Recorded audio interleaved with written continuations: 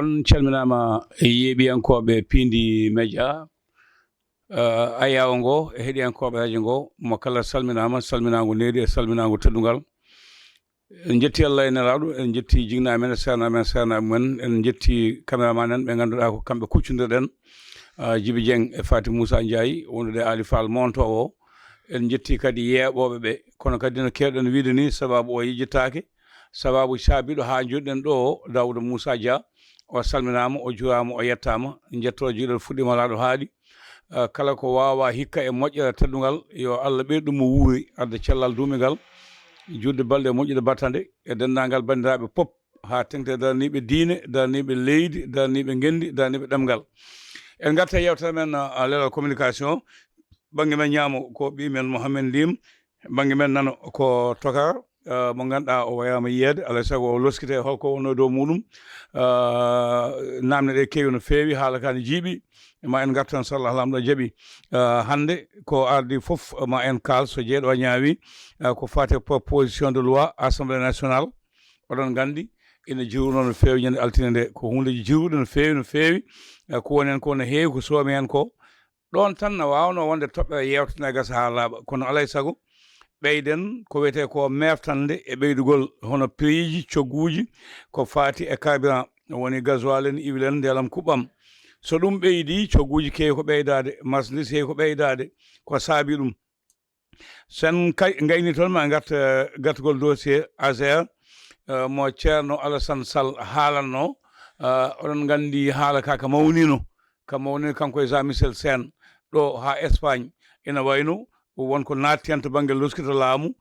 Jean Michel Sène en keɗimamo hande o wi leeli waɗede kadi mo heeɓi ñande foof sababude ko ɗum laɓɓintamo Allah andi ko jogo wonde hen kono ma en kaala hen so tawi Allahu lamɗo jaaɓi ko adi ɗum noon eɗen nelda duwaw faade miñi men caméraman men Djiby Dieng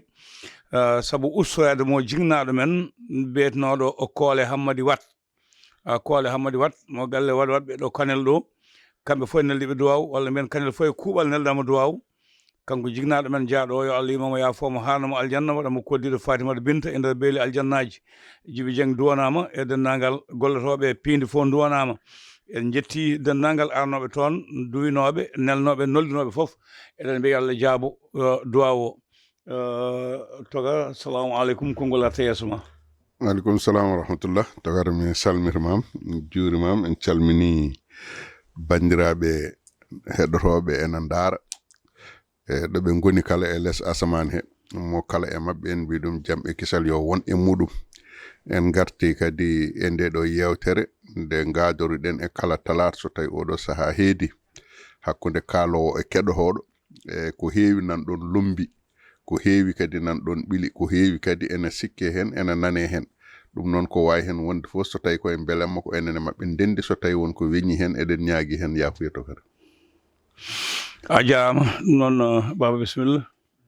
mawɗo mi salminima en calmini dendagal yeeɓiyankoɓe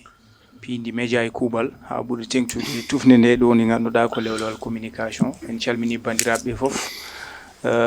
en calmini ɗo ɓe mbawi wonde e duunde baba Adama nde kala ko wona ɗum ko eɗen gandi gonɗen koye lewru gammu mawlud tawi ko wurtinde jamma jibinede rasulu sallllahu alayhi wa sallam ɗum kadi eɗen gandi ɓurde o fuɗɗima kene wona joni hande balɗe 4 mbiyen ɗum kadi hakkillaji men dottoro e ɓesgu Alhaji Umarul Foutiyou en calmini galle o ilay galle halifa mo ganduɗa ko ceerno Bachirou Mountaga Daha Cheikh Oumar e galle ceerno Madani e toon to Tiwawon sen mbi ɓesgu Seydi Hadji Malick en calmini dendagal galleji diine ɗi kala ko noonne kadi yimɓe calminta dendagal Surofaw en e siftordeɓe kadi lewru teddudu ndu gonɗen ndu heɓana ko e jamma jibinede nelaɗo sallllahu alayhi wa sallam en gandi hande julɓe fof nana keɓuno ɗum kadi e timmal ko salminde galleji diine ɗi fof e kuuɓal mawɗo abo jarama noon togamata e gattaɗe e yewtere nde haade men arde toɓɓere nde ɗen duwano Mamoudou Niang jeeya koto Magama to eɗen gandi ko daraniɗo leñol no feewi kanko Mamoudou Niang daraniɗo diwan o kanko suɓa e laamu ko o yawti ko ministre kalfanaɗo ko fate urbanisme habitat et logement e ko nandi hen o jeeya ko maqama en jii ñanden teddungal ngal maqama naɓe mbaɗnimo kanko Mamoudou Niang ko cadre supérieur ko neɗɗo towɗo joom gandal kadi jaɓɗo yaade bandu men yaade e leñol mum e diwan muɗum kala ko ɗum saabi nde o suɓande bandi ko en kala ndendi ɗon ɗo maqama ɗo kanko Mamoudou Niang urtemo teddungal moƴƴo Coumba o e Mamadou Niang e neldimo duwaw ko halfina ko yo jogoro jaam yo Allah hokkuma fandinde kanko Mamoudou Niang mo maqama en duwanimamamo en downimo ɓesguji maqama naɓe foof toka coow sertani leydi meɗen nara men ha joni so ɗum wullama funnayi wiyama de yi waɗa ko suppiti hirnangue suudu sarɗiji leydi men heewi soppojolo baylugol kuule heewi hol anniya ko anniyaji coamaɗe e nder hen hakkude ardiɓe suudu sarɗiji parti mo ganduɗa kañum jogui keewal hono Pastef e kuule ɗe yiɗi waylude e mo ganduɗa ko Bassirou Diomaye Diakhar Faye président de la république e yimɓe mum kañumne paddoyo saa e saa foof hakkude suudu sarɗiji galle laamogo e ñiɓirde conseil constitutionnel ene heewi ya garta hol yandema hen e tokara Allah jarama a jarama ko wiyete ko tan ko pooɗe nduure woni ko woni hakkunde Ousmane Sonko e Bassirou Diomaye Faye hanki welino ha sikka mataw mettata kono hande metti ha ena yakara wonta weltu hakkunde mabɓe donc ena gasa ko wonno hanki ko wiyeteno ko funti funere wonno woni kaari woni kaari woni kaari ɗum ko funere wonno kadi ko wasnode andude walla hay sinno andamane wonnoɓe e funtede wonɓe hakkillaji muɗumen ƴakketeno wonɓe gandanɗa hoore maɗa ko hakkillaji muɗumen jumpano gitta e sagoji muɗumen ɓe batti ɗumen e sagoji koye mabɓe kamɓe woni kaari woni kaari woni kaari kala dillowo e tawi koye hello dawrugol aɗa foti andude yaadiɓe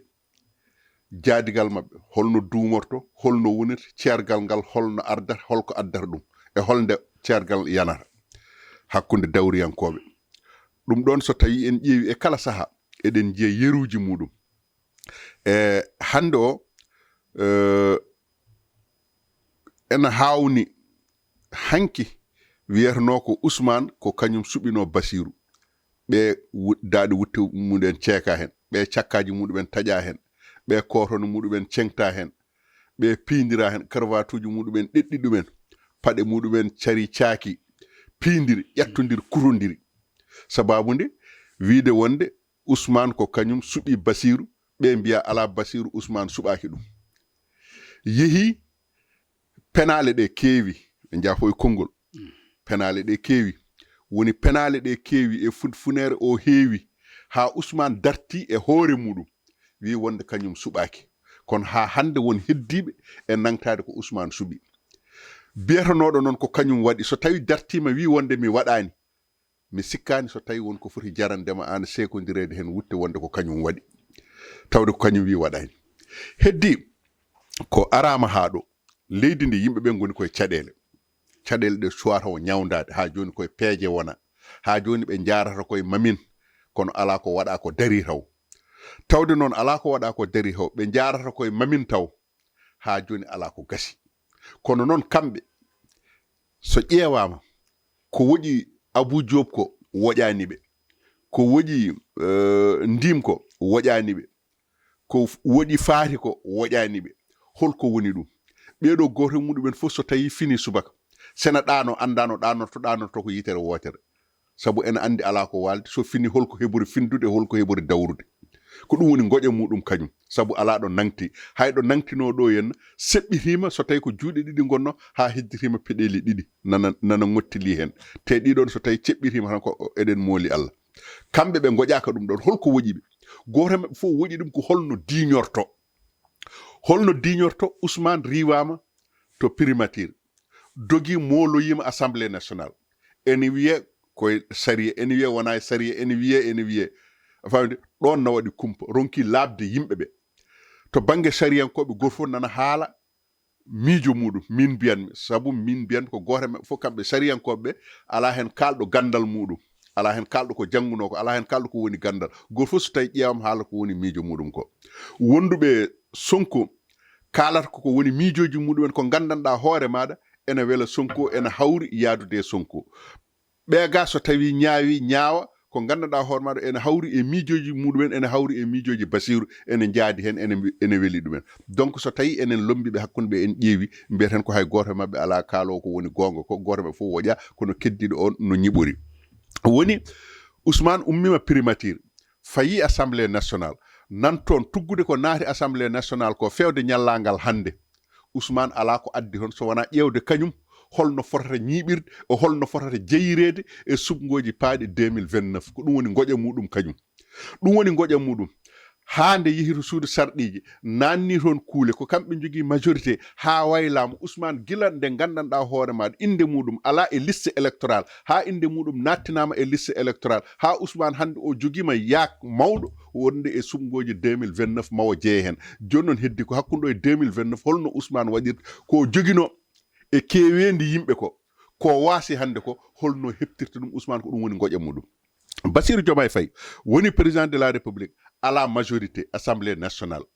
tawde noon ala majorité ala assemblée nationale kala ko ari fay ko assemblée nationale Bassirou kañum ne holno waɗata holto huccata koye ɓesgu Sénégal wonde ɓesgu Sénégal naaɓe ko on cuɓino kam hanki dokki kam 54%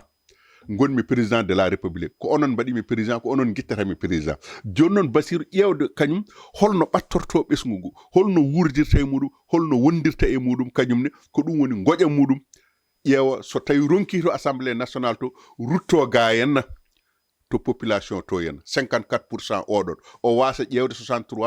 165 walla 133 député ɗi gandanɗa hono Pastef naɓe wonɓe assemblée nationale ɓe donc ɗum ɗon so tawi ƴeewama hande o ko addi ɗum ɗo ko ɓile goni ɗon ɓile ɗe woni Ousmane kañum woni premier ministre jooɗima fodde lebbi 6 hitande ena sali wadde déclaration muɗum patrimoine ena sali feññinde ngalu muɗum wona o welaka wona haydara wona sariya yamirani ko Ousmane ko calinoɗo welaka jaɓani waɗani Bassirou wallimo e nder hen dolnimo e nder hen woni premier ministre super puissant donc ɗum ɗon so tawi ari ha yettima ɗon hande o Ousmane ummima ton kañum biyanoɗo yo wat déclaration muɗum sali hande o ko kañum wiyata yimɓeɓe gaare mbaɗe déclaration ngaji muɗumen to kadi ɗum ɗo so tawi yurnitama ko hunde hawnide no fewi kono noon ɗum ɗon foof e wade noon ɓesgu Sénégal naɓe de enen jaadi kala tottaɗo gueɗal leydi kala tottaɗo gueɗal laamu yo feññin ngalu muɗum gila o suwa joɗade so tawi o ummima ɗon o feññina ngalu makko ɗum ɗon hay goto salaki ɗum kono noon hoto won e dow haare hoto won e dow ko an wanno kam ɗo a itti kam mi arti ga en mbaɗa ƴeewa minnen holno kaɗirtumami yaade holno kaɗirtumami fewni ha holno kaɗirtumi laamu maɗa moƴƴude holno kaɗirtumami dañde eskey donc ko ɗum woni ko gandanɗa hooremaɗa eko woni hakkude mabɓe ko Ousmane ɗo wi noon ɗo Bassirou ruttiti nattini ɓilal gongal aha ko mbiɗon ko de mbaɗa yaadi hen kono noon hoto haaɗayam tan alay sago yo yette an Ousmane oɗon gonɗo président assemblée nationale kono noon hadma wonde président assemblée nationale gadinoɗa wonde ko premier ministre yo yetto kadi premier ministre eyyi sa ƴeewi haala Bassirou ka o adori ko premier ministre o ko Ousmane wonno premier ministre makko gadiɗo joni noon Ousmane yo feññin ngalu makko nde woni premier ministre nde e nde o yalti premier ministre nde yo feññin ngalu makko e ko natata joni ko woni président assemblée nationale ko yo feññin ngalu makko so tawi omo yaltoya président assemblée nationale e mois de décembre paaɗo tawde ɓe mbi wonde ko nden ɓe pusata suudu sarɗiji ndu nden so yonti o watta déclaration makko patrimoine donc Ousmane ko pomnal gotal o werlino Bassirou ari ene tuggi juuɗe yawtinimo pomnal gongal Ousmane ardi hettoyi yesso Bassirou nanton jooɗi donc ɗum ɗo joni so tawi ƴeewama e nder hen Ousmane e Bassirou ɓe goni koye foɗodirde ɓe goni koye sippiro mawgu to banggue ɓile e pomne to banggue sarɗiji to banggue sariyaji e nder leydi ndi wadde goto mabɓe fof hay goto mabɓe ala mo gandanɗa hoore maɗa goƴa leydi ndi ene woni goƴa muɗum e ɗo joni o Bassirou hanki ɓe jehino to assemblée nationale to suudu sarɗiji to ene 150 député e nder 160 en joyoɓe mbi enen jaadi e kuulal ngal Ousmane addi yo kuulal 37 ngal yo ngal wayle tawa président ene wawa wadde déclaration muɗum patrimoine ene wawi feññinde ngalu muɗum kono noon ne kadi tawa ene yetto hoorejo jaagoɗo ene yetto e gardiɗo suudu sarɗiji ɗum eɓe jaadi ngal ɗon kuulal ɓenni Basiru rutti wiɓe wonde kuulal ngal ɓennude ɗum assemblée nationale fof mbaɗa jaɓi mbaɗa yaadi ɓenni assemblée nationale kono noon kuulal ngal nawatmi ɗum min koto ɓesgu Sénégal naaɓe so tawi ɓe jaɓi eɓe jaadi hen falillahi alhamdu so tawi ɓe jaɓani ɓe jaadani hen ko mbaɗɗon ko mi firtami weddo ɗum ladde ko doole dokki kam ko sari e rokki kam donc ko ɗon ɓe jaarata goƴa leydi ndi woƴani ɓe caɗele ɓesgu ngu woƴani ɓe hay goto e mabɓe ala hande mo nana ha jooɗo ena haala ko faati e nguuraka hande to bange caɗele ɗe e lepte ɗe yimɓeɓe leptotoɗe e tampere nde yimɓeɓe tampi to bange nguura to bange kotki to bangeji fof caɗele ɗe ene nguura ene ngoodi hande o kono hay goto mabɓe annana ha ene haala ɗum yimɓe muɗum a elami hen mo nana ha ene haala kala hen mo nanɗa ene haala haalantuma kono keddiɗo o no ɓuuri fewnitorade no ɓurata jottorade tokara ɗum ɗo noon caɗele ɗe ko enen miskineɓe rewɓe caggal ɓe ko enen goni booraɓe e nder hen ko enen goni tampuɓe e nder hen kono noonne kadi e nder meɗen so tawi ƴeewama na waɗi e yimɓeɓe gandanɗa hormaɗe welani ha welani ene muusi ha maayi e konngol kono noon naafigagal nani e nder meɗen par ce que naafigagal woniri e nder meɗen a andata oɗo ko neɗɗo ma a andata ko woni koye dow fenade a andata ko yahata ko o yahani e moƴƴere o yahani e peewal kono noon a haalantamo duttoɗa ndewa caggal makko aɗa foɓɓanamo kelle kala ɗo haala makko haala nduya mbiya wonde aɗa yana e yimɓe ɗum ko hande janggo so finama on certi kadi hay goto suusa haltude e makko ko moƴƴi hanki wonanno ko hay goto suusa haalde makko ko boni sabu aɗan ɗon dari hande wonti ko hay goto suusa haalde e makko ko moƴƴi kadi sabu aɗan ɗon dari par ce que hanki hakkude moɗon ene welno so neɗɗo haale makko ko boni ƴaña wecco mbiya wonde fawɗo hande o hakkude moɗon metti boni natti welde kalɗo makko ko moƴƴi fof daroɗa ƴaña wecco mbiya ɗum fawɗo yenno ko kalɗa koko fenade ko naafigagal ko ni wadde noon enen lombotoɓe e hakkude ɓe gandanɗa hoore maɗa hande ko enen gonato janggo ko enen certata ga en ko enen goni ɓe daraki e dow gonga togata a jaama toka baba heɗima ko haali ko ko adi ɗum ko biyeteɗo Kouta Ba to France Yago Kanel na salmina on no fewi no salmina dental ngal gueɗal keɗigal ngal ko tenowo Diallo wi yo on ngal comci mon Paris ɗi Souleymane Ndiaye kodde Bulfonde mo Cilogne leegal jaɓɓe sala dolaji dendude Amérique holtinno enen nayo fof noon comci mon Paris so tawi oɗon no cohli walla soji mbaɗa mbawi sakkade mbawi hokkirde tokara min jettaki ɗo min cakko comci raw min jettaki ɗo yetto Allah ala mi meeɗa wasde yettude Allah kono noon mi yettaki ɗo mbiɗa ɗo sa heeɓi kesi ɗi kiɗi ɗi cakkoɗa ala kiɗɗi kay ndeni kesi saɗa sakko kay ɓe mbima ko ya sakko moƴƴi kay ko ɓurɗa yiide ko maro kiɗɗi ɗi ndeni kesi ɗi ko ɓuri moƴƴude e sadaka ko wona comcol fawa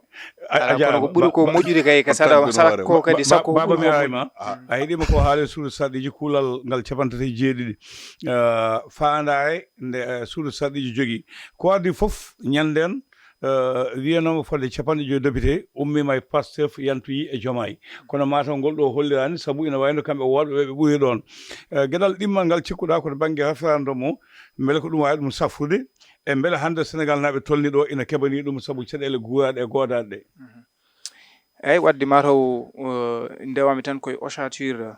no mawɗo Abou yi ni so tawi ha joni wadde oɗo proposition révision de l'article 37 de la constitution moɓe dawruno hanki o ƴewtade ko mbiyata ko kala mawɗo leydi ko mbiyata ko entraînement et socio wonande sa waɗi prêté serment ya lollin ko yete ko déclaration de patrimoine san naata e laamu ande ko jogiɗa sa yalti kadi ande ko jaltirɗa beele so tawi wonko ɓesdi hen e ko way noon mboɗo sikki ɗum ɗon ko addi fof so Allah haami min mo jogimi hen o tan ko beele hande ko gonga ko mawɗo Abou yi ko ne waɗi ɓiile wonko woni hen jottinani hen e ko way noon kono min kadi betere ne jogimi hen ko beele hayso tawi ko sa ƴeewi ɗo less ɓille nan ɗon ko gonga kono beele mawɗo leydi o Bassirou Diomaye hande ene foti yaadude e maɓɓe ha ɗo yiide wadde mi waɗata ko ma mbaɗon so tawi kadi ɗum ɗon ko ɗum ne woodi ko kanko yi walla o yiyani fo e waade noon ko eɗen gandi d'après kanko mo ganduɗa ko jagorɗo kalfinaɗo ñawoje leydi Sénégal maître Moussa Sarr ko kanko waɗatno hanki défendre le projet danaka ko kanko aranno toon laamu o holti wonande ɗum votama en unanimité ɓe mbaɗi soumettre kono noon yoɓe gandu président de la république watta ɗum promulgué kañum tubnoto koye article 103 bo ko conseil constitutionnel beele wadde ɗum soumettre au peuple sénégalais wonande nawde ɗum ɓesguji leydi Sénégal beele kañumen beele ne jaadi hen walla ala holko miijuteɗon wadde ko référendum hande no mbiɗa ni hande o saaha beele leydi ndi eɗen tali eɗen cabbi eɗen jogui jot mum eɗen gandi ko waɗete hen ko to banggue ngaluji koppereji baɗeteɗe hen ɗe ɗum nawe ɗo assemblée nationale ɗum voté hayso tawi kamɓe no so tawi wonko ɓe jaadani ko gonga eɗen gandi oɗo proposition wonande révision l' article 37 ko Amadou Ba mbo député mo Pastef e yoga hen e yimɓe mumen ko kañumen nawi toon beele fotano wadde feere kamɓene ɓe gadda amendement ji mabɓe woda ko ha consensus waɗa conseil constitutionnel waɗa ɓe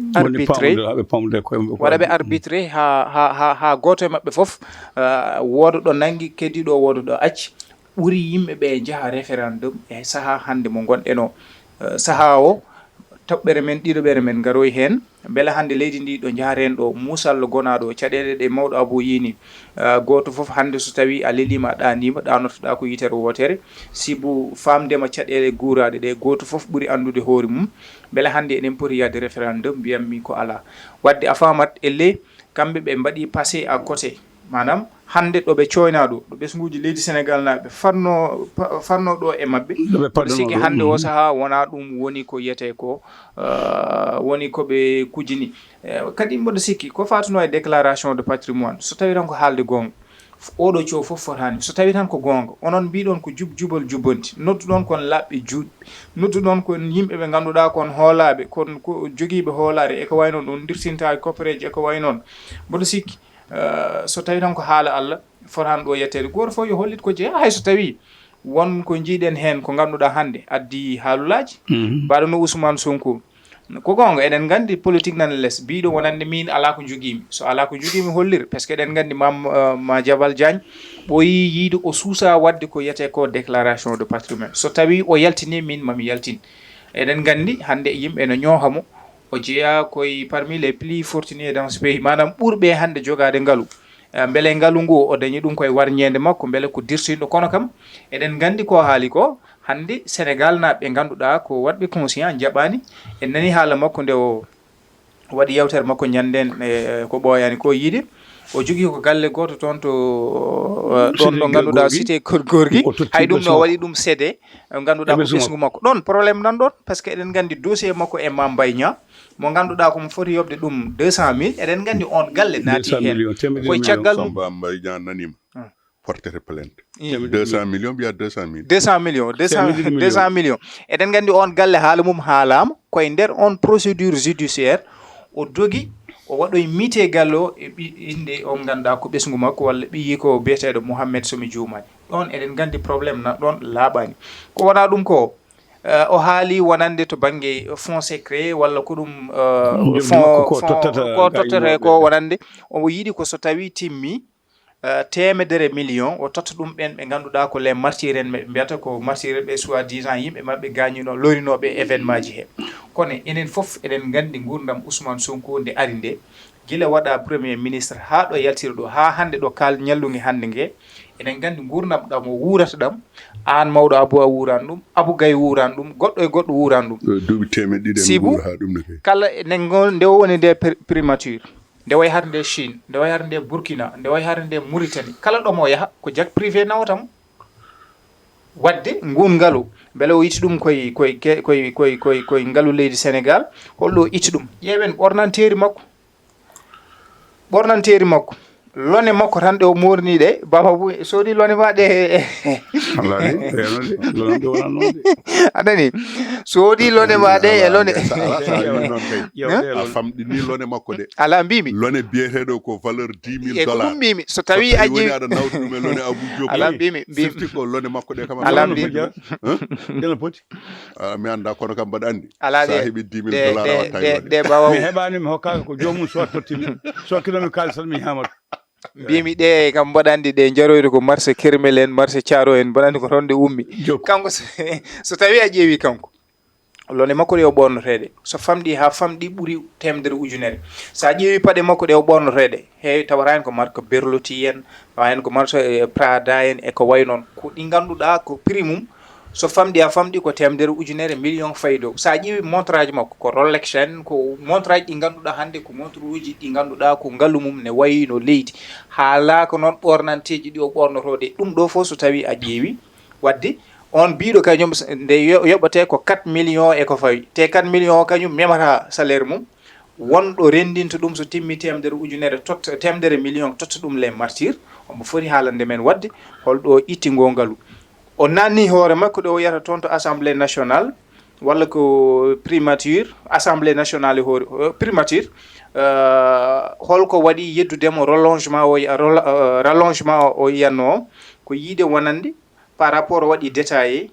holko saabi rallongement wonande yo ɓeydani o haali to banggue oɗon plan de paix pour la Casamance koko heɓanno ko wonde yo ɓeydani o haali holko woni e caisse noire o haali woni mo woyi ko fonds spéciaux e ko saabi ɗum ko waɗi hen détaillé 900 millions ga 100 millions ga e ko way noon o haali ko wayno Thiaroye 44 ɗum ɗon ittama hen ko abbiye 100 millions e ko way noon plan de paix pour la Casamance eɗen gandi initié kanko hoorejo leydi ndi o waɗino initié plan de développement pour la Casamance ɗum ga ko plan de paix ko yetno e caɗele Salif Sadio en ɓe ganduɗa ko hakkude MFDC en e laamu leydi Sénégal wadde atténuer caɗele ɗe kono eɗen gandi won pour parler ɗi mbaɗanno toon to Guinée Bissau mboɗo sikki ɗum ɗon fof eɗe jeeya hen joni noon kanko o haali won kalis baɗaɗo destiné nawannoma toon ɗon ne kadi beele ɓesguji Casamance naɓe walla ɓen ɓe ganduɗa ko acteur en dilloɓe kala ko fatuno e deƴƴal hakkude MFDC e laamu leydi Sénégal beele jaam arta toon toon to Casamance to banggue sud to beele ngun ngaalu yettima beele ɗum kadi jogorani wonde dossier baɗɗiɗo e dow dande makko beele ngun ngaalu yettima noon no yimɓe kalitno wi milliard mo Bakkil e ko way noon donc ɗum ɗo fof ko hunde nde ganduɗa omon haala omo yiiɗa laɓɓinde hoore makko taw o nannurtu kadi hoore makko hawa naata nder ɗum ɗon ko caɗele eɗen gandi ɗum ɗo fof noon caɗele ɗe tan walla woni himmu mabɓe tan ko wadde feere haɓe caisse noire mbo kanko président de la république o jogui o beele ɓe mbaɗa ɗum contrôlé noon no yiɗiri hande o artin ɗum ko mbaɗo no ganduɗa o jogui ko garde fouji makko ko wayno Guy Marius Sagna beele kaaɓo haare nde e ko way noon seɗen tesko nde kanko président de la république nde o waɗata jonde makko e jaydiyankoɓe omo haala to banggue oɗo caisse noire omo yiya hande tan in dañi sollicitation wonande ñaaguiɓe ballal taw ko leydi ndi ganduɗa waɗɗani men ɗum fof eɗen gandi nden o haalanno ko Guinée Bissau eɗen gandi caɗele bannoɗe toon hani ɓe ƴettino Oumar Sissoko Embalo ene jeeyano e noddunoɓe MFDC kamɓe laamu leydi Sénégal ɓe jewtoy toon wadde eɗen gandi ɗum ɗon e kala saaha so tawi leydi waɗi sollicité walla so tawi a dañi ko wayno hoɓɓe ɓen ɓe ganduɗa ko gaari koye inde laamu leydi Sénégal won balle ɗe poɗɗa wadde walla wonko ganduɗa ɗum ɗo koko jojji tan alay sago kanko mawɗo leydi o waɗa ɗum alay sago ɗum wawa nokkede e caisse noire ko ɗum mboɗo sikki woni fayida jiiɗa noon to banggue défense jiiɗa e ganduɗa ɗum ɗo koto banggue deƴƴal leydi ni ko ɗum secret to banggue wonande état wadde ɗum ɗo ko hunde fonde wonde ɗum noon fota naworde tan kanko gonɗo primature kanko gonɗo toon to assemblée nationale mboɗo sikki ɗum ɗo foof somi arti e jaabowol ma mboɗo sikki hande min so tawi mi ƴeewat mbiyami koɓe mbaɗi kadi trahir ɓe jamfima ɓesguji leydi Sénégal e koɓe kalduno e mumen ko mbiyata ko hande rupture de confiance kadi waɗi hakkude mabɓe ɓesguji leydi Sénégal par ce que hande enen en parani yaade toon to ganduɗa ko référendum ɗon ɗo ganduɗa ni hande ha joni eɗen kaala e oɗoji élection ji local nana gara ha joni date waɗaka fixé a tawat mataw won caɗele gonade beele situation leydi ndi ana hattani jehen to wiyete ko élection ji local so tawi ɓe mbi eɓe pawta hen kadi référendum boni famɗi mbaɗi hen ko ɓuuri 10 milliards beele hande oɗo saaha eɗen paari min cikkum ko parani ko ɓurno ko wonde mboɗo sikki fayida ko goto e mabɓe fof yo wat déclaré ko joguino ande wadde koɓe noddi ko jubal jubbanti o ko kamɓe gadi hen mawɗo Abou. a jarama ko waɗi fof Sénégal hande naati aduna kesso sabu leydi ne jogotono sirluji o wona gaddateɗi e nder médiaji ñande fof hade ko won ngaluji goɗɗi ɗi laamu yaltinta ko ngaluji ɓunuɗi kono koɗi liggorte taw ni wona ñameteɗi jawgal kalfinagal nder leydi ministre de l'intérieur ne jogo ɗum sabu wonɓe dik yahoɓe ne jiiɗo yimɓe ina daña wallidiɓe e nder leeɗe wallidiɓe hakkude frontiére uji hokketeɓe hunde walloɓe ɓe wiide aha mi soynima kaari badboniyanke ko o ɓena ballatnoɓe ɗin ngaluji gonano cakteɗi a haali joni fois so saɓe won nokkuji ɗi ɓe gonata e nder ladde he alay saago wooda wallodiraɓe ne jahata ballaɓe yiilade ko nandi hen wadde hande sirlu leydi ni koko sakti ha laaɓi hankanti ko suudeteno ko natti hande suuɗede togara sirlu leydi ndi sakti ko gila 2017 Ousmane Sonko walla 2014 ga Ousmane Sonko nde riwete toon to impôt et domaine adduno ɗum ko saktude sirru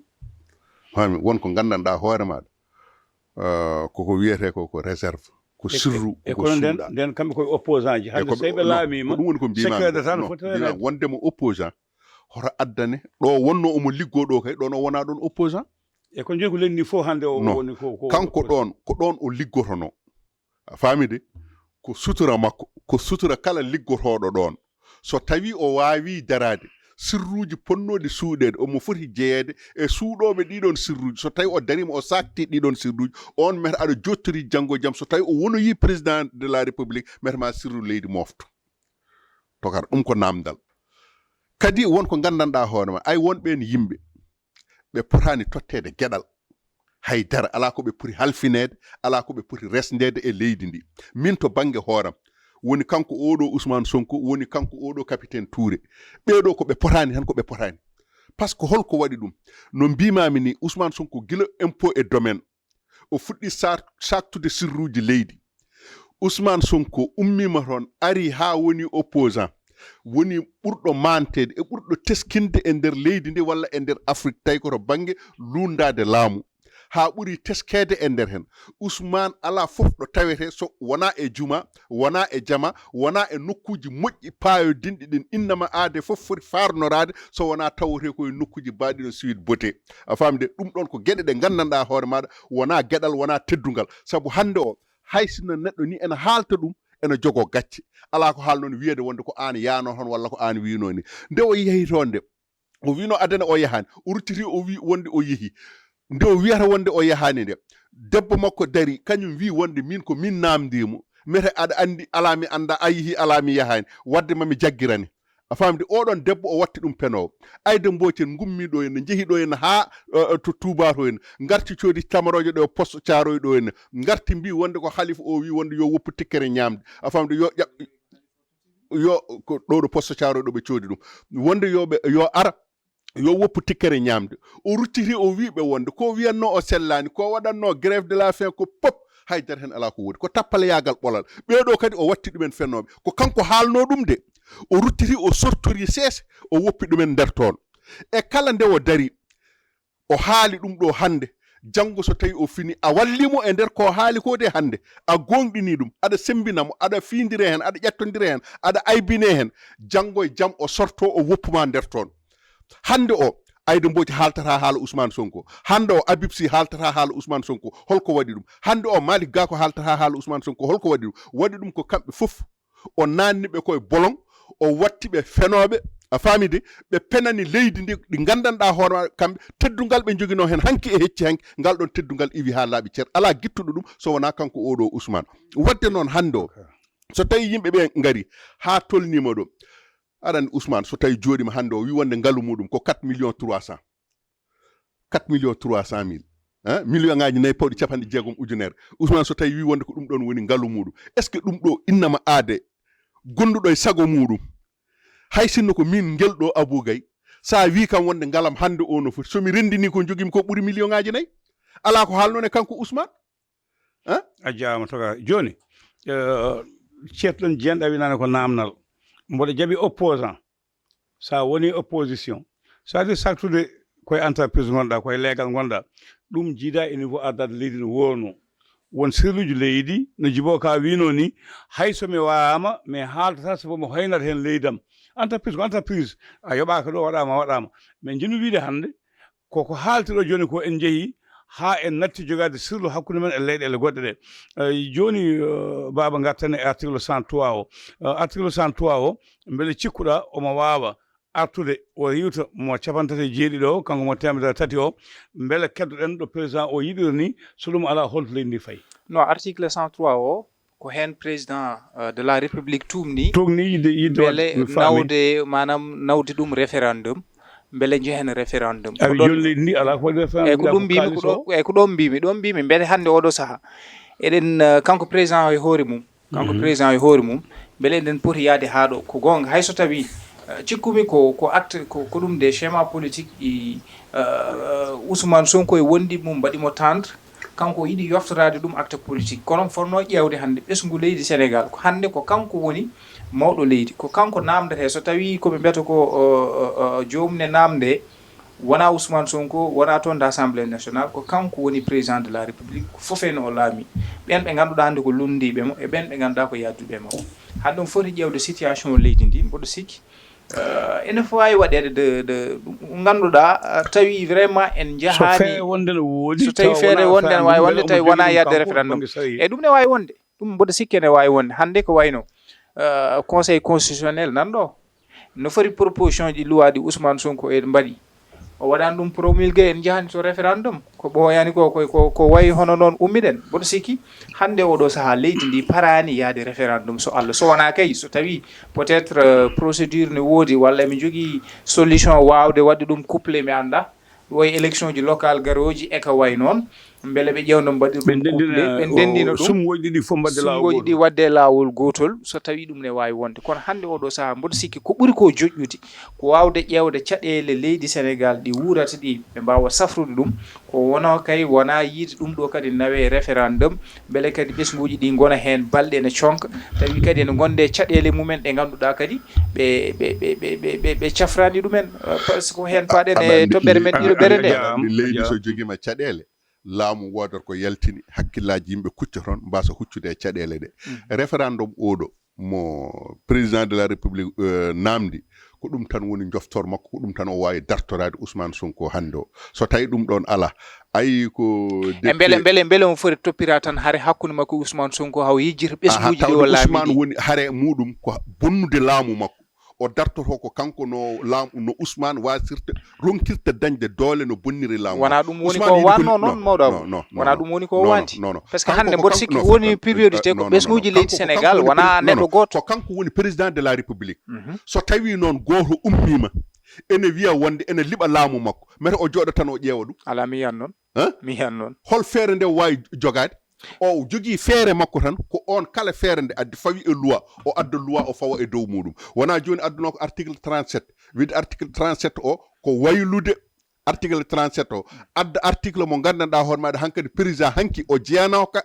e waɗannoɓe déclaration aɗan déclaration patrimoine fuɗɗi koye Macky Sall wonde président de la république koye Macky Sall fuɗɗino heddiɓe fof ala hen baɗannoɗo kono hunde yahata ko ene ɓeydo hande o ko kanko yonta kanko Bassirou Diomaye Faye nde woni président nde o waɗi déclaration makko de patrimoine Ousmane Sonko waɗan déclaration de patrimoine muɗum joni noon so tawi ruttima wi wonde ene adda loi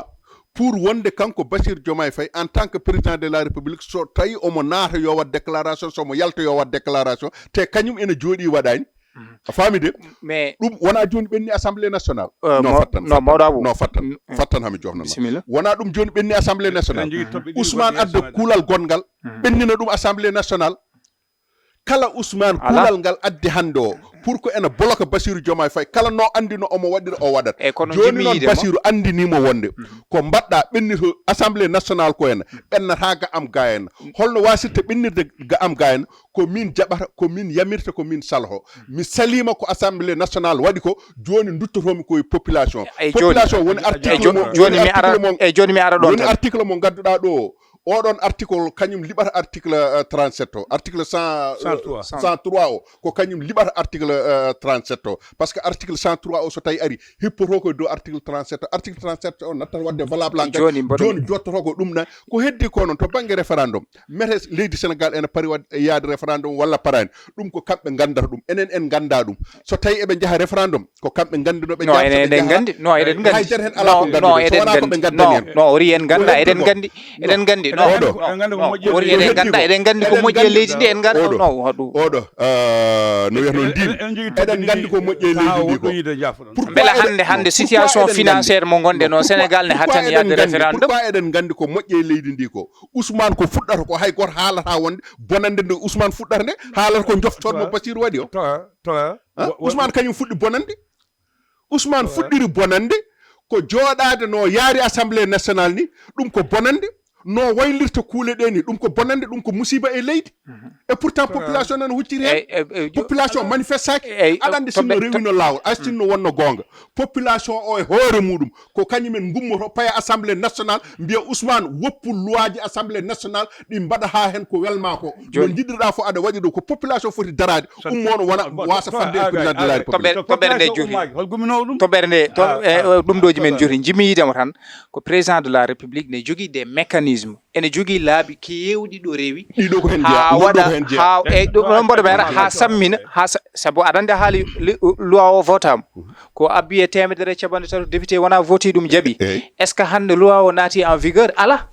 par ce que alay sago kanko président o hokkeni yande makko o signino signa o naati walla ala walla no yini jehen par la voie référendaire kono omo jogui des pistes de solution article 73 nan ɗon article 74 nan ɗon seconde lecture nan ɗon non mboɗo mi ara gomi ko o kam tan mi ara mboɗo mi ara so welama article 73 74 ene hokkimo so welama o waɗano wonno e proposition mabɓe oya o yeɓe mi nawri on laawol tumnade article 73 article 74 yomi nawru on mbaɗon seconde rélecture wona ɗum ne jogui hatten to balɗe jeetati no yarata so welama kadi on wawi wadde feere haw sammina loi o jimmiyidam ko omo jogui des mécanisme e mboɗo mi ara ɗon kadi fawoto koye kamɓe nde ɓe gaddata loi oɗon e mboɗo mi ara fawi ko ɗoɓe ndewnoɗo so tawi ɗoɓe ndewnoɗo ɓe ndewi hen ɗoɓe potani rewde o wiya ɓe duttuɗe e mboɗo mi ara mboɗo mi ara so tawi ɓe ndewi koye lawol haɓe jettimama ɗoɓe ndewi ɗo kay non sa yimɓe maɓɓe ndewani ɗoɓe ndewi ɗo an kay a nani amendement ji a nani caɗele ɗe maître Moussa Sarr ministre de la justice ko waɗi hen ko souligné ko ɗum waɗi mbimami so tawi o welama hay amendement o so tawi a ƴeewi koko ɓeydi o wi wonde ko ɗum woni ko mbimami no ɗoɓe ndewi ha président de la république yo wat déclaration patrimoine muɗum hoto haaɗe président tan holko waɗi ɓe ɓeydori hen premier ministre et président de l' assemblée nationale ɗum alano hen e ko ɗum kamɓe ɓeydi hen ko kamɓe ɓeydi hen wona kamɓe ɓeydi hen mo ɓeydi hen ko Moussa Sarr e laamu mais ɗum woni ko mbimami ko kamɓe ɓeydi hen ministre de la justice ko kamɓe mbaddi amendement ji ɓe mbi yoɓe mbattor hen wadde wona président de l' assemblée nationale et premier ministre mawɗa bisimilla waɗi ɗum ko ɓeya jopino tan ko président ɗum waɗi mbimami ɓe mbaɗi hen amendement ji ɓe batti hen ɓeɗon kamɓene ɓe gartiri hen ɓeɗo yo ɗum woni ko mbimami ko yo nattu e nder hare kay tan sa wi yomin lijjite bata joguimi o yo ƴeewe ko woni président doole ɗe joguiɗe kanko Ousmane Sonko o ala ɗum mawɗo abou ndimon jaam joni fode fawoto tan koye dow sari président so heewi doole ko heewi doole ko fof fawoto tan koye dow sari on jaama gartan eɗen jogui toɓɓe ɗiɗi hen toɓɓe wota ko ɓeydugol cogguji ɗo gonɗen ɗo ko ñamete ko yarate ko ɗo jolleteɗo e masuji fof ko ɓeydi holyande wona ɗum eyyi mboɗo sikki eɗen gandi par rapport e hande ɓesdugol ngol a haali eɗen gandi ɗum kam eɗen mbawi wiide ko ɗum sa ƴeewi hande cours monjoji ɗi foof to banggue ko mbiyata ko ndeelam kuɓal no kuɓam no mbirton ni hande foof koko ɓesdi ɗum kadi eɗen gandi saabi ɗum ko oɗo guerre mo ganduɗa waɗi toon to Moyen Orient hakkude leydi États-Unis d' Amérique kañum e leydi Iran oɗo détroit d'Ormuz mo ganduɗa ko uddaɗo ɓe mbimama e nder temedere kala hen 25 e nder temedere kala 25% mato ko ɗon waɗatno transité ko ɗon rewatno sabu hannde wadde sa ƴeewi to baŋnge wonande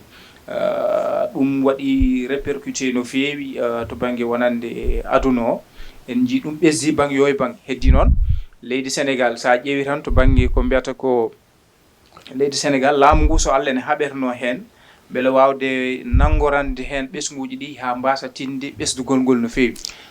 sibu hay sa ƴeewi to baŋnge ko mbiyata ko wonande subvention mo mbanno e énergie tan ko ɗum somi juumani ko ɗum ujunere milliard 1069 milliard ujunere e capanɗe jeegom e jeenayyi milliard ɓe mbima sa ƴeewi koɓe mbaɗata ko e carburant o hitande foof e sa renaki ene abboyo hedde lewru kala laamu beele ɓesguji ɗi mbasa tinde caɗele ɗe maɓe jaltin junngo e jiifa ɓe mbaɗa subvention ko abbi e capanɗe 4 milliard ɗum ko lewru kala ɗum ko wadde ɗon e hitande ɗon e duuɓi ɗiɗi ko ɗum ngaalu hewngu ɗum ɗon noon beele ɓesguji ɗi mbasa wasa ɓesdade sabu so ɓeydima cogguji ɓeydoto joldi ɓeydima par ce que so tawi 47 milliard lewru kala capanɗe 4 e jeeɗiɗi milliard ɗum ko lewru kala wadde ɗum ɗon eɗen gandi ko ɗum ngaalu e situation hannde gonaɗo walla mbiyen inflation o woni koye aduna o kala laamuji ɗi noon ne cippirta noon so Allah beele wadde ɗumen atténué mbaɗa subvention ha laamuji ɗi walla ha ɓesguji ɗi mbasa tinde kono hannde sa ƴeewi sa naati sa yi e pompe uji ɗi sorde ko wayno carburant so tawi ko super walla ko gasoil e essence e ko way noon a tawat ɗum ɓesdima kala ɗo wonatno 990 ɓesdima kala ɗo wonatno naggam e naggam ɓesdima kono noon laamu ngu kadi won plan mbanno sibo hannde kala ɗo connoɗa 10 000 fayi dow aɗa acca ɗon nogas ɗon e kadi laamu ngu mamin mbaɗ mon ga subventionné min pooɗa e mon ga donc ɗum fof ko ɗum ɗoji ɗi ngannduɗa laamuji kamɓene ɓe mbaɗanma hen kala ujunere aɗa yoɓa bus sappo aɗa yoɓa bus sappo ujunnaji ɗi fof eyyi so tawi ko weevu noon a fawata a fawata donc so haalis ujunere foof won station ji garta ni sa ari hay soko wewi mbiyatma ko yawat scané donc ɗum ɗon fof nan ɗon wadde heddi tan hannde o saaha ko holɗin kadi mécanisme uji ɗi laamuji ɗi mbaɗata beele mbawen vraiment safrude ɗeɗo caɗele hannde ko ɓuranno ko wonde ballal tan ko hannde eɗen gandi no hannde ni walla janggo mbiyen ko wayno délégation FMI ma arɗo e leydi Sénégal wawde continde ko fatno e holde mbaɗata feere beele hankkadi ɓe mbawa hankkadi ƴewde no ɓe mbaɗiri feere haaɓe nandira hakkude mabɓe e état o laamu ngu beele ɓe mbawa tottude ñamale leydi Sénégal ko ɗum wallonno en FMI ara namdal jaffuɗa ba vraiment ɗo toya beele wona ɓilal ngal Ousmane ɓilno nde woni gardiɗo jagorɗo nde wi no usta hunde to banggue pétrole o woni gasoil o usta seeɗa beele wona kañum ko fawno hen ko ndene fawde koyngal gam al amin lo daña caɗele wiyede ɗum ɗo ɓeydima e saha muɗum oɗo ha hande ɗo gonɗen ɗo ha hande ko gonga ɓeydima kono ha hande jungo laamu ngu iwani e subvention ji Ousmane Sonko min ala ko wawi wadde ko omo ganduɗa ko al amin lo wawa wadde kono laamu joni ngu darti subvention kam koko darti non subvention wonko usta hen ha joni wonko mbaɗi hen imputé kono wonko heddi sibu so tawi tan ɓe itti ha laaɓi litre o ma litre tawi ko super o ma sodi ɗum fodde 100 ko fawi wadde ha joni subvention ɗi nan ɗon heddi ko gonga aɗa andi hawri kadi koye contexte aɗa andi ɓe hande eɓena mi anda ɗum eɓena gufnoro kam mbaɗno Birane Souleye Diop mbaɗno kanko Ousmane Sonko e adino haalde ɗum ko Bamba Cissé ministre nde wonno ministre de l' intérieur ko kañum aduno ɗum haalde kono ɗum ko tumnade tan e hande o saaha eɗen gandi keneli johoji o haalino to banggue prix ji ɗi koko ɓeydoyto ɗo yeeso ɗum noon ko dallinorade eɗen gandi oɗo guerre mo ganduɗa ha joni o ñifani sibo yehino ha yimɓe jakori hankkadi ma nandiral waɗi hakkude état dowlaji dentuɗe kam e Iran jii kadi caɗele ɗe ɓisdiri hande laaɗe ɗe sa ƴeewi blocus mo Iran waɗi o États-Unis yeeso mum kañum ne waɗi blocus mum ɗum waɗi hay dara ala hen ko yata mboɗo sikki sen ƴeewi ɗo hande oɗo saaha ala foof leydi ndi ganduɗa hande prix ji ɗi ɓesdani ko ɓuuri men ko ɓatade ko wayno Mauritanie mboɗo sikki kamɓe ɓe ɓesdi ko heewi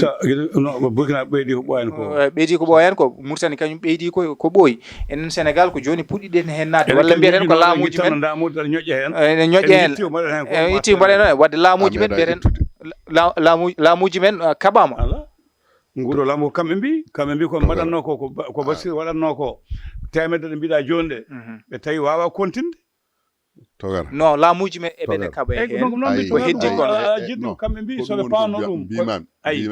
dépasse aɗa hokkanno yimɓe temeɗe ɗiɗi ne ñaama kañum fof Eyi. yehi ha ɓo yimɓe ɓeydima Eyi. a ɓeydi hunde seeɗa Eyi. sa natti ɓeydude Eyi. yimɓe nattata ha kono heddi woni on ko ko ɓeyta ko mbimami holto ko ummoto woni ko mbimami ko wiyatno ɓeydama ussama ko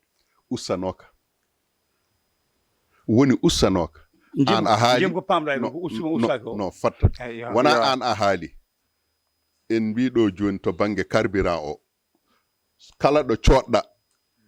coggu ujunnaje ɗiɗi aɗa fawa buuɗi nogas ɓe mbino ko ɓe ussi litre gasoil o ko wonno temeɗɗe ɗiɗi ɓe batti ɗum capanɗe jeenayyi walla ɓe batti ɗum capanɗe jeetati e joyyi capanɗe jeetati e joyyi hedde 990 ɓe batti ɗum capanɗe jeetati e joyyi wontuno a faamide ɓe dutti ɓe mbima capanɗe jeetati e joyyi ɗiɗon guittaɗe e litre carburant o kala ɗo coɗɗa ujunnaje ɗiɗi aɗa fawa nogas wadde noon holko ussi hen e ɗo joni capanɗe jeetati e joyyi ɗiɓe mbinoɗi joni litre gasoil o ko 15 ɓeydi hen 15 ɗiɓe ussunoɗi ko ɗin garti e prix mo Macky Sall kono ha joni woppunoɗo fawa nogas o bon mi anda taw par ce que Ala no fawe? non fawe. eyyi mi Ah, yeddani ene fawe ha hande Non. sa soodi mbiyanma ko kala ko Non. min de hanki mi abbi fawi fattan mi haalama seeɗa mi wiyanima fawetake mi wiyanima fawetake de kono mbimam ko min mi anda taw tawde mi ala soodani wona ana anda an Heddi. a soodi an a ari a soodi mbeɗa ya faw mbiɗa fawani non non a famani ko kalmi ko de Woni mbimami ala ko ga. hanki no fattan Mhm. mbiyam ko hadde ɗeɗo ɓeydade tawi koɓe mbino ussama ko ussano ko saabu bunno gas ene pawotono Yimɓe hen Fawa. jokki ha joni A Yimɓe faami jokki de. ha joni ko Yimɓe ɗum jokki ha jimidemo non on padata hami gayna mi bisimilla. wiyani on min jokkani mi soodi hanki tan non mi wiyanima jokkani a famani ko jinmi wiide de min mi wiyanima jokkani mbimami ko hanki nde ɓe mbi ussima nde Mhm. a faami de haɗani so tawi a soodi bunnogas ɗiɗon ene pawotono hen Fawa. mi wiyani ɗi natti fawade hen de Mhm. mi yeddani ɗum kono mbimami ko hande o 15 ɗiɓe ussunoɗi ko ɗin 15 garti 14 ɗiɓe ussunoye sipperɗi ko ɗin 14 garti kono e haɗatani sippere. kadi Joni sa heddi soodi noon haɗata ɗo sa joni. soodi mbeɗa ya faw Joni. nogas ɗi joni onon ko onon ussuno ko ko nangi on e hatta sa soodi ma wiye ya faw nogas o Ala, ko hol ɗum- fawnotoɓe nogas o laamu ngu aɗa andi wona station ngaji ɗi foof fawnoto nogas tan ko sel welani ha welani O de kono ka ko hen- sel tan fawnoton nogas e ode ka jafuɗa Hein? ode ka no fawa ode ka yanti hen koko laaɓi kallanma ala min kam mittinani min kam ode ka mi meeɗa soodi wasde hen wadde hen hen Elton mi soodi hen total mi soodi hen hay goto hen mabɓe fawnanokimi nde coodmi nde kono ɓeeɗo ɓurmi wawde sodde ɓeeɗo ɓe codanmi ɓe kala nde coodmi ɓe namdotomi ha joni hani mbimi wonde min mami ya ha to gestionnaire mabɓe min namdo ɗum pourquoi station ngaji ɗi foof pawata kamɓe tan eɓe pawno a faami kalɗa ɗo tan ko goto wadde ko kamɓe ɗiɗo tan pawnoto keddi ɗi foof pawnota ko hay wonande ɗi ɗuminin ɗi ko heddi ko noon ko mbawɗen wiide tan ko prix carburant o to musde yo dorman ɗuma yo uddede yo ira États-Unis yo ittata yimɓeɓe ko gurno hanki ko ha hande o ko ɗum tan guuri ko caɗele ɗe guuri gila nde Basiru nani wiwu monsieur le président de la république Ousmane Sonko nani premier ministre gila nden ko caɗele leydi Sénégal wuuri caɗele ɗe yimɓeɓe gurno kalis natta ko kalis ene yalta tan kalis heɓata kalis tan ko liggotoɗo e laamu lewru ene maayi ene heɓa salaire muɗum hay heɓannoɓe indemnité ji natti heɓanno bourse sociale natti heɓanno bourse familial natti a faami de sukaɓe jibinteɗo ha daña duuɓi joyi safara taw yoɓata natti a faami de e sadekeji natti yimɓe natti sakkade hay sakkotonoɓe ussi hande o ƴew leydi ndi no heewde yelotoɓe nden yelari ko faaro kala mo jiiɗa ene yelo ko millionnaire kono hande o yelotoɓe mbiyatma wonde ko min natti hay sakkede a jarama toga cameraman ko heddi communauté joyyi eɗen jogui dossier AGR hakkude Ceerno Alassane Sall e Jean Michel Sène ko pamɗon hen eyyi yettima politique financier laamu naati hen enquête aji ɗi puɗɗima Ceerno Alassane no jagginoɗo o wi ina andi ko haali ko gonga tumaɗo o wi hande ɓuuri weltade sababude ne yinno yo loskide ha laaɓa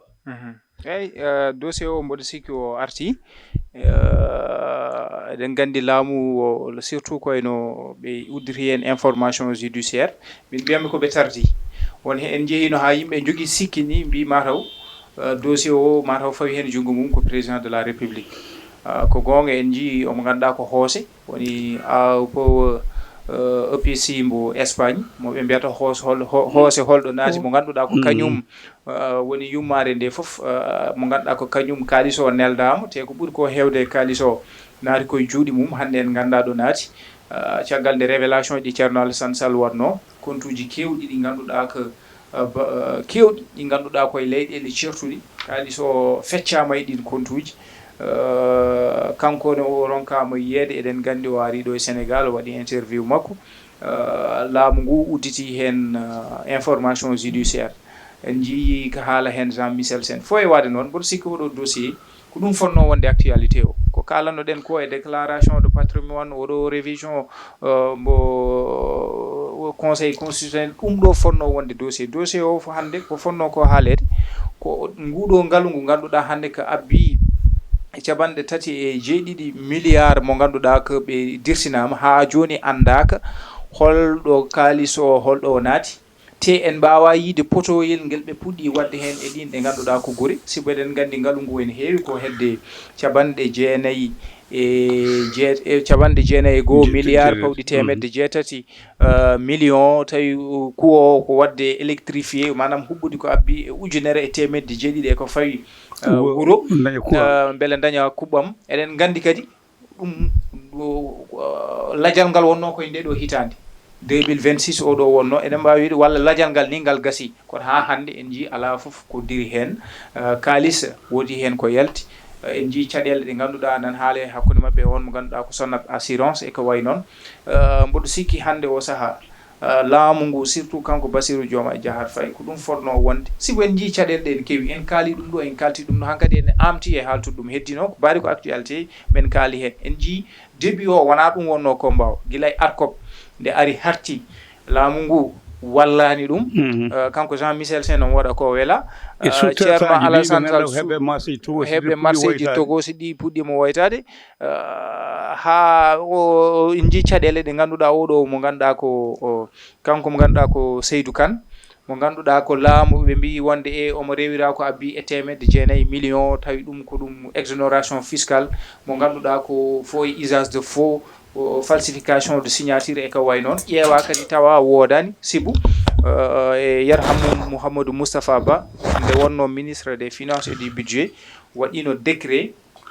hokkude projet o AEPO EPC mbo leydi Sénégal yiide mbaade ɗum ɗo ko ɗum ballal fayi koye ɓesguji leydi Sénégal fayi koye monde rural o min mbaɗini on exonération fiscale kala taxe uji ko fonnoɗo ngannduɗaa ɗum ne fonno yoɓeede ko way noon laamu ngu kañum ƴetti ɗum en charge yaafima ɗum wadde tawa ndeke won ko ɓe jinno wadde tan haa ɓe ngaddoya kanko Seydou Kane ɓe pawa e mum junngo wawde leltinde golle ɗe ko wayno kono hannde ɗum fof e waɗ noon mboɗo sikki avocat ji makko ne jaltini laɓɓitini itti heen kala ko ngannduɗaa ɗum ɗo ko ɗum haalaji ɗi gonɗaani walla toñangeji ɗi pawno e makko hannde o sahaa ɗum ari haa e juuɗe laamu ɓe uddiri heen information judiciaire no procureur yiiri ni caggal ɗo ummi to pôle financiére judiciaire eɗen padi haa ƴeewen holɗo nebbiso ngo yarata kono kam hannde ko ɓuri ko laabde hannde mboɗo sikki ko holɗo capantare e jeeɗiɗi milliard o ɗi naati ɗiɗo compte uji udditaaɗi hannde laamu so welaama to baŋnge transferabilité ene waawi ƴeewde compte uji ɗi hol ɗi payi koye holon koye inde holon hay caggal leydi walla eɓe mbawi ɗum rewindade ɓe nebbiso haɓe ganda hol gonɗo vraiment responsable ɗiɗo compte uji udditaɗi e kalisaji holɗi payi koye holon hayso tawi noon kadi so yeehi ha toon eɗen gandi jomumen ne mbawi weccirade ɗum en devise manam wattude ɗum e ngaaluji goɗɗi e ka way noon en jii caɗele garoje hen ɗe walla so jomumen jiiɗi lawƴude kalisaji en kaali guilay e laamu Abdou Diouf Ablaye Wade jinno miide eɗen kalanoɗo Panama Papers kamɓe mbiyata paradis fiscal so tawi jomumen gujji ɗo copareji nawa toon compte uji fictif ɗi ganduɗa wawa ɗum e rewindade kono ɗo mboɗo andi heɓoyan toon mboɗo sikki laamuji ne mbawi nebbisade ha ganda holɗo copareji ɗe ndewi holɓen ɓe ganduɗa ko wonɓe caggal oɗo projet ganduɗa hande ngaalu fuɗɗima yaltude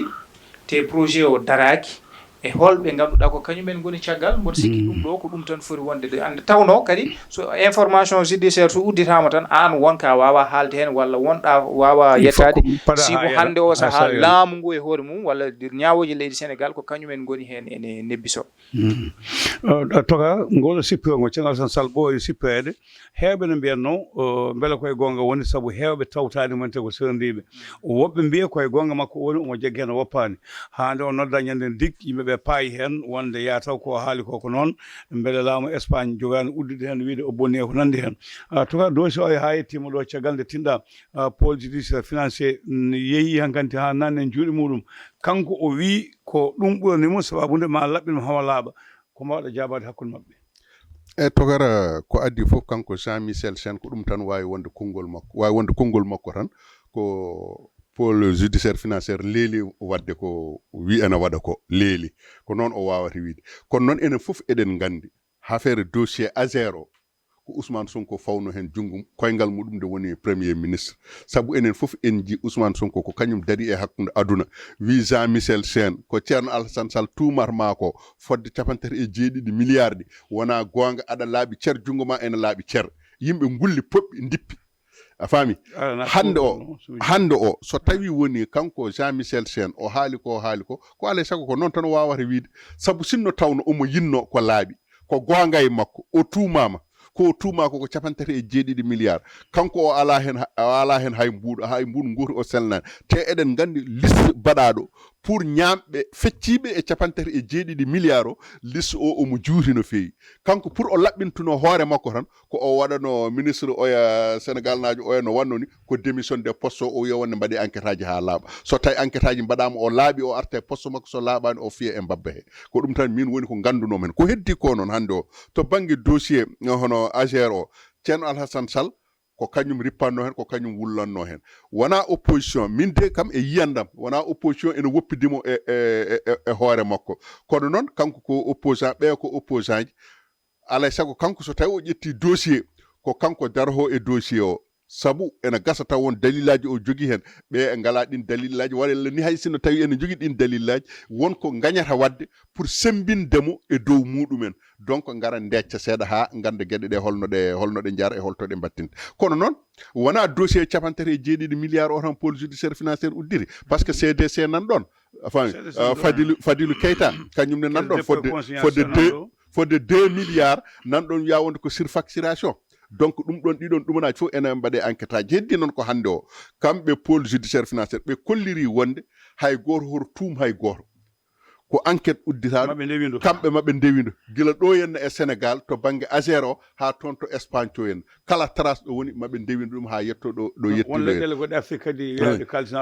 ko ɗen leyɗe fof alay sago ɓe jahata ha toon par ce que ɗum o wonko délégation tan ɓe mbaɗata ko délégation ɓe mbaɗata alay sago wonko namdi ko financement namdi ko kalis par ce que ɗiɗo 37 milliards hay sinno tawi ɓe jiitoyi ɗum alay sago maɓe deppiso hen kam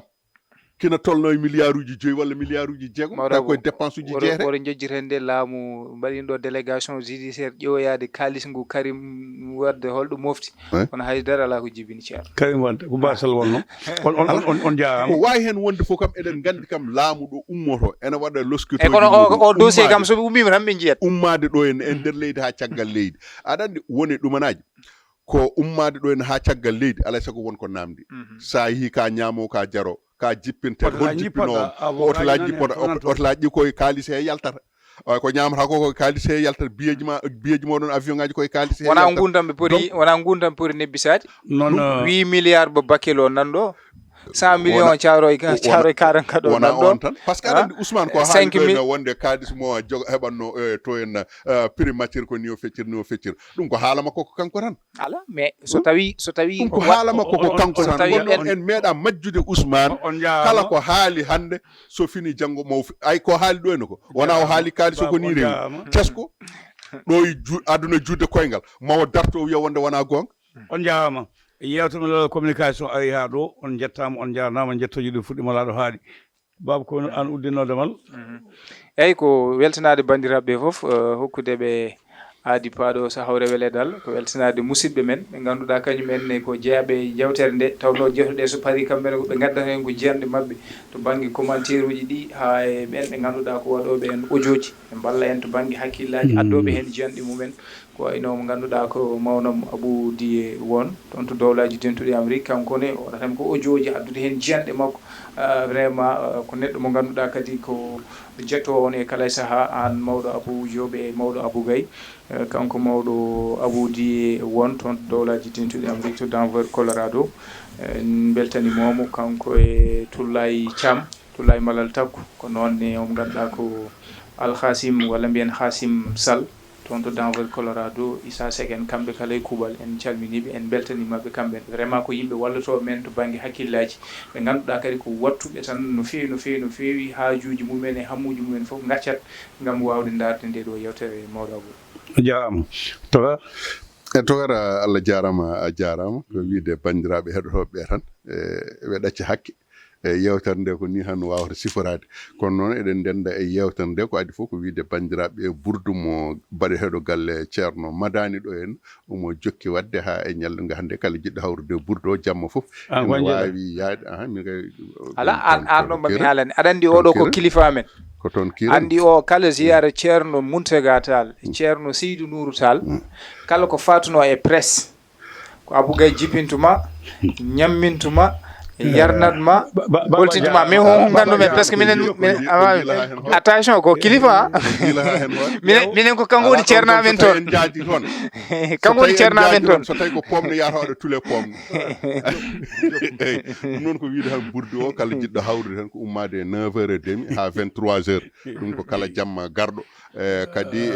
habrude bandiraɓe kadi mawlud gadoraɗo waɗede hono mawlud o hikka omo waɗa toon to juma Cheikh Oumar to ko toon mawlud o waɗa bandiraɓe kadi ene mbawi hawrode oɗon jamma mawningol jibinede nelaɗo ko wona ɗum ko rendude beelamma e musidɗo meɗen aw Mouhamed Seybane walla mbiyen Abou Seybane aw gonɗo to Congo Brazzaville kanko e joom suudu makko Diaw Papis Dieng woni ko to États-Unis d'Amérique Ablaye Ba kañumne ko toon woni wondude Ismaïla Dia gonɗo to Australie wondude mawɗo meɗen Julde Ñaay Dieng wondude Dieng Mamadou Farba ancien technicien radio Mauritanie kañumen fof eɗen beltina ɗum Thiam Diombar ancien ministre des finances toon to leydi Mauritanie to henna wondude Dieng Adama Boubou ko honorable député Dieng Adama Farba kamɓe fof eɗen denda e mabɓe oɗo belamma e oɗo beetawe hande eɗen teddiniraɓe ɗum togal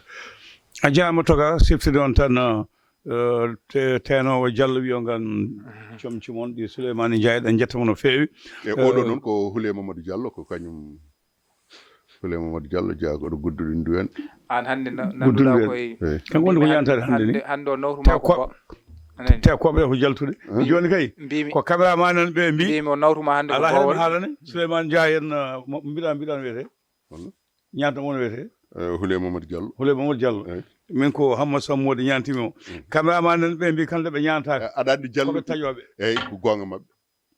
kamɓe ɓe jiyata kono kamɓe jogui golle kamɓe jogui foof kala nde ɓe ñantaka kala ko cuucal mbaɗata cuucal ɗine kewɗe e balɗe wawi taw ko ɗum aɗa andi Dialluɓe noon eɓe kewi doole e plateau meɗen o Abou kanko Houlé Mamadou Diallo omon ɗon Ablaye Diallo en nan ɗon to Italie ganduɗa jeeya ko Ablaye Diallo kam mi sendi on Agnam ko hono noonne kadi Binta Diallo walla Binta Abdoul Dali kañum woni ko toon to leydi Farais andi ɓeɗo ko yimɓe ɓe gandanɗa hoore maɗa a jarama toga Djiby Gassi Alaɓe